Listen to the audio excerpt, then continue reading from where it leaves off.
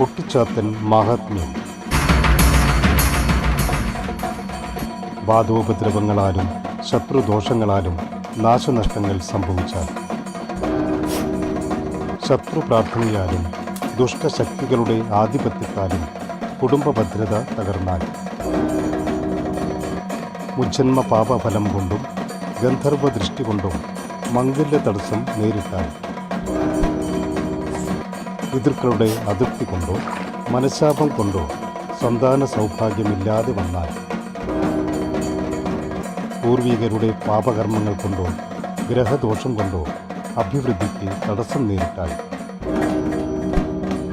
ആഭിചാരദോഷം കൊണ്ടോ വശ്യദോഷം കൊണ്ടോ ദാമ്പത്യബന്ധം പിരിയേണ്ടി